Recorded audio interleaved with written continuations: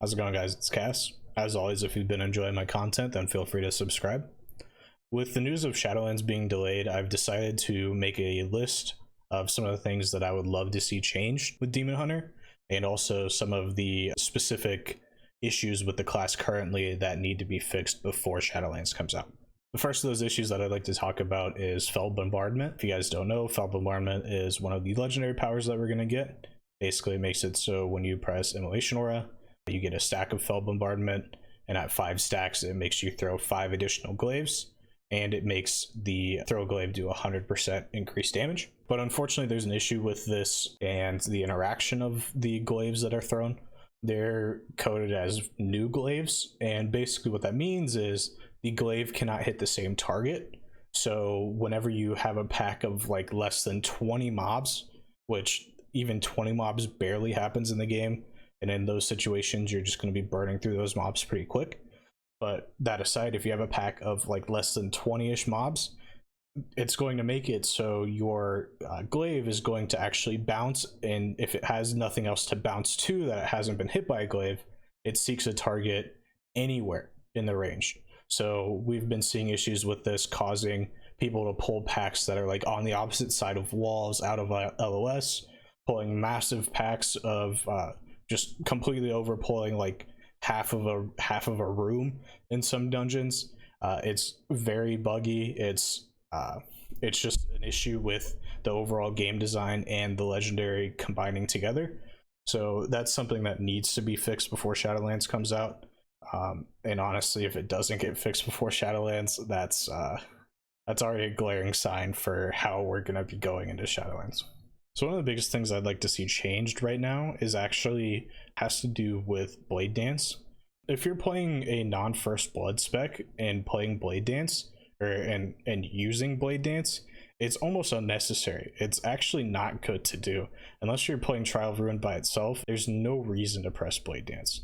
And I really think that what they should do is consider just taking Trial of Ruin, lowering the damage a little bit, and making it baseline. That way we can have a dot that our Blade Dance is applying, and it makes it so we actually have a reason to press Blade Dance. And it makes it so Blade Dance feels good to press whenever you're not playing First Blood. And that also makes me think about this talent row as a whole. Before you had Fell Barrage in this talent row, but they put out Glade Tempest as a new / old ability because it's just the old Demon Hunter artifact power, but for some reason costs Fury to press. But they decided to put this in, and this was the only slot that they thought it would fit. But then they put Fell Barrage on its own island, where it's never going to be picked over Demonic or Momentum. So if they were to remove Trial of Ruin off of this and make it baseline, then they could put Fell Barrage in this place, and then they would actually be able to open up and create something new to put in this final row. And I think that's really what we need, is we need something that's going to be able to be competitive with these two talents in order to make Demon Hunter have more options. And really that's been the problem with Demon Hunter for a while, is it's just there's so few options for what you can actually play. Like with the introduction of Cycle of Hatred, we have more options with some different playstyles, with pressing I-beams off cooldown with Demonic, but realistically nothing's really changed that much except for Unbound Chaos and Immolation Aura being baseline. So I really would like to see them put Fell Barrage in more of a competitive talent row, which I think this talent row would be extremely competitive if Fell Barrage was there, and make something that fits the class that would be competitive with either of these options. And if doing that much work is too hard and too much for Blizzard, I think a good option instead is just to keep it the way that it is and just say screw Fell Barrage, but at least add in Bloodlet. And for those of you that didn't play Legion Demon Hunter, what Bloodlet was is it was a talent that made it so Throw Glaive would bounce 2 additional times and then cause a bleed for 150% of the damage over 10 seconds. What this basically meant was every single time in every 10 seconds you would be pressing Throw Glaive just so you can get this bleed up, just so you can get the damage going. And it made it so our rotation was a little bit more complex. And I think this is something that Demon Hunter has been missing ever since it got taken out of the talent row that it was in. It'd basically make it so whenever we're pressing Bloodlet and whenever we're pressing Throw Glaive, it's a lot more meaningful. And it would also have some interesting synergies with the Fell Bombardment legendary that we've talked about, also with potentially that bleed getting increased with the damage of Fell Bombardment, which is actually a really cool design. It might even make it so Bloodlet would have to be only pressed whenever you're pressing the Fell Bombardment portion of it, which is kind of interesting to think about. And then next I want to talk about some of the Covenant abilities. And one of those Covenant abilities is one that I've already been pretty negative about, and that's Fire Flame. I think one of the easiest fixes for Fire Flame would be to make the buff that you get from the Demon Soul last the whole length, and to make this just a debuff and not make it you have to stand in a circle that if there's AoE that goes into that circle, you've now wasted your 2-minute cooldown. I've said this before, I think Blizzard just is trying to be too cute with this Covenant. It's not good enough right now in general, let alone the negative trade-offs that you have with it. And I think at least making the damage amp consistent throughout the whole window, and then making it something that you're going to have no matter what, would definitely put this Covenant ability in more of a competitive situation. Now, me talking about this next one might surprise some of you guys, because obviously this is our best damage dealing Covenant. I actually think that Sinful Brand either needs to be tuned down slightly to be more in line with the Hunt and more aligned with Elysian Decree once you have the extra version or the extra slam of it from the potency conduit. Just like slightly move down, like 50% attack power from the 520, so like 470. I think that would be a pretty good slot, a pretty good place that it would make it so the other options are a little bit more competitive. But then with that being said, I think the biggest issue with Sinful Brand is that it can be dispelled. I would like for Sinful Brand to still be able to be dispelled, but have it so it still does its damage to the target, but you are able to remove the negative aspects of it. So the cast speed reduction, it would get dispelled, but there would still be damage done to the target.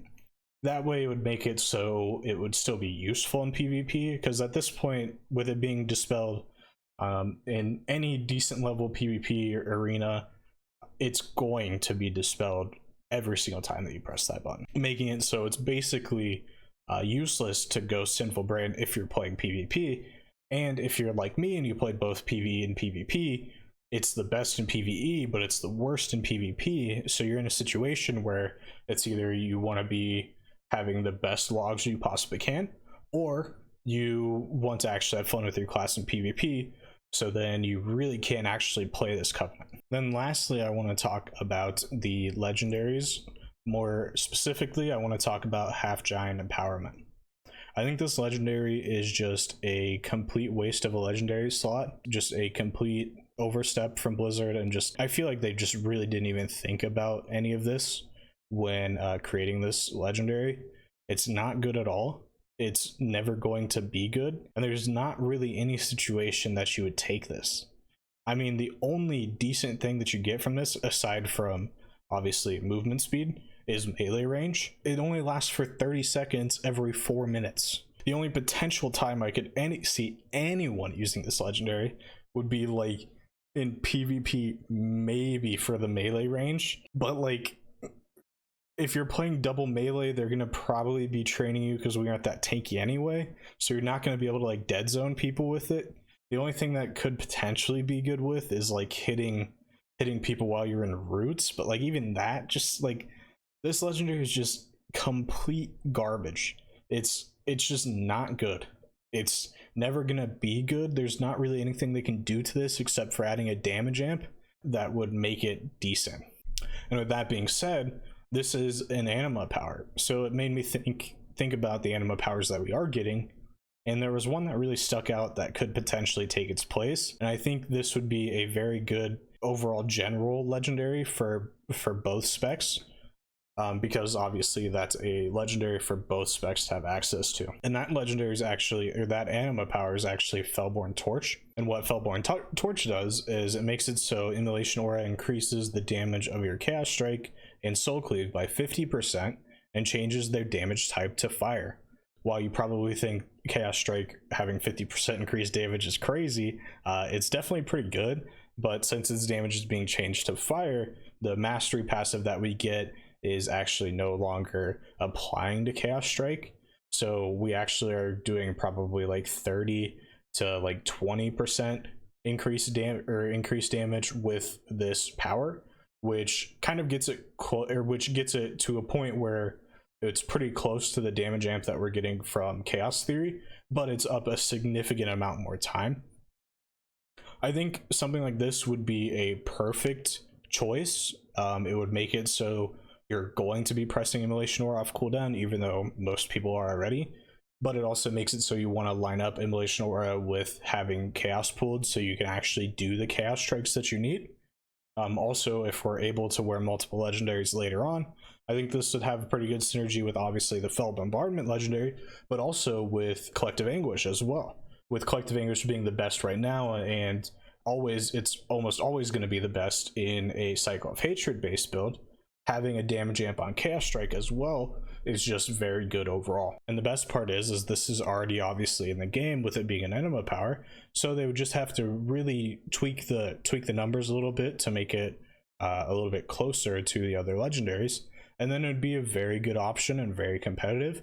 And the best part is there's no randomness like the other legendaries, because that's the biggest issue with the legendaries that we have, is the Havoc legendaries, like Havoc specific legendaries that we get. If you take a look at them, I'm not going to be using any of these. I'm not a momentum player, so I'm not taking this. We made a video on Chaos Theory, and I went through all of that stuff. If you haven't seen that, link in the description. We made a video on Inner Demons, link in the description for that. And Darkest Hour is complete dog shit, so we're not going to be using that.